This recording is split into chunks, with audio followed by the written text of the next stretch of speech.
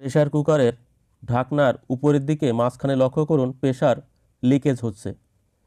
Vent টিউবের গোড়ার থেকে প্রেসার রিলিজ হয়ে যাচ্ছে। এভাবে চলতে থাকলে কখনোই সিটি দেবে না। তো আমরা রিপেয়ার করব।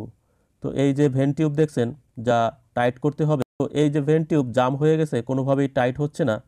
এখান থেকে যদি আমি রেঞ্জ ব্যবহার করি তাহলে স্লিপ করছে, টাইট হচ্ছে না। তো আমরা নতুন ভেন্ট টিউব ফিটিং করব।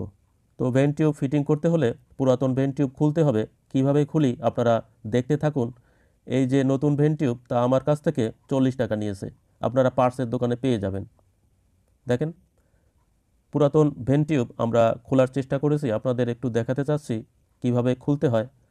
তো দুটি রেঞ্জ ব্যবহার করে, এই যে আমি একটি স্পিনার রেঞ্জ ব্যবহার করে দেখেন লুজ করার চেষ্টা করছি, যেটা সজোরে ঘুরছে, অর্থাৎ এই কারণেই মূলত টাইট হচ্ছে না এবং লুজ হচ্ছে না।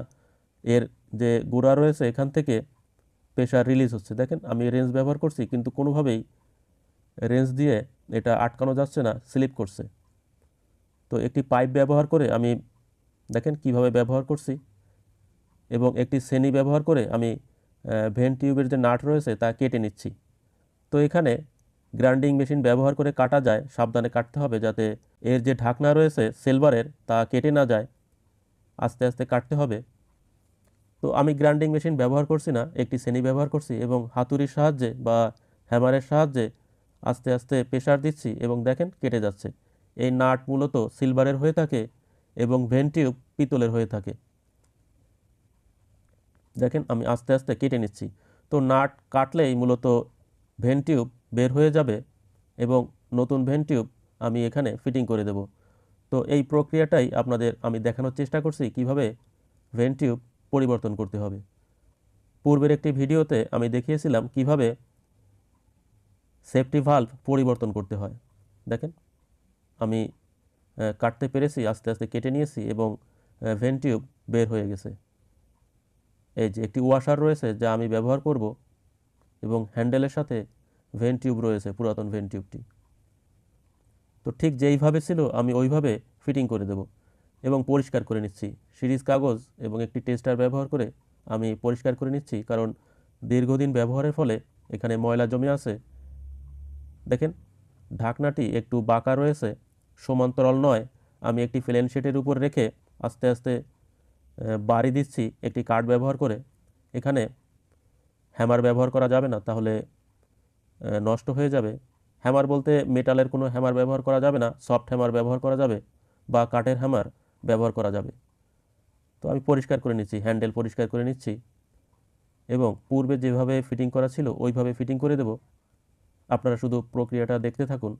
তো এই ধরনের ভেন্ট টিউব আপনারা পার্টসের দোকানে পেয়ে যাবেন। আজকাল সিলভারের দোকানেও ভেন্ট টিউব পাওয়া যায়, যেখানে মূলত রাইস কুকার, ব্লেন্ডার, গ্যাসের চুলার যে পার্টস পাওয়া যায় সেখানে আপনারা পেয়ে যাবেন।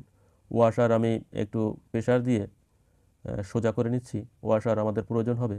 এবং এই যে ভেন্ট টিউব দেখছেন, এই ভেন্ট টিউব আমি ফিটিং করে দেব।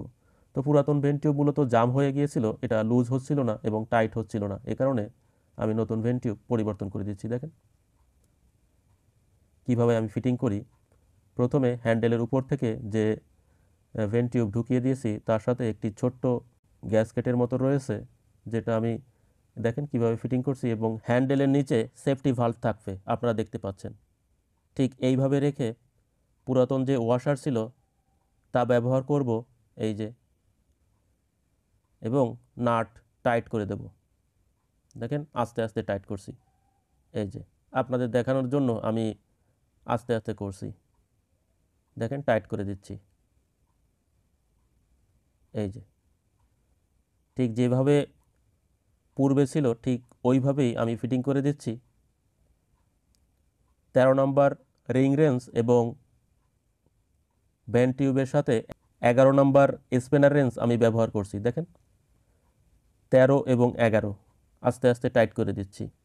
আপনারা চাইলে অ্যাডজাস্টেবল রেঞ্জ ব্যবহার করতে পারেন যদি স্পিনার রেঞ্জ না থাকে অথবা রিং রেঞ্জ না থাকে। দেখেন আমি টাইট করে দিয়েছি,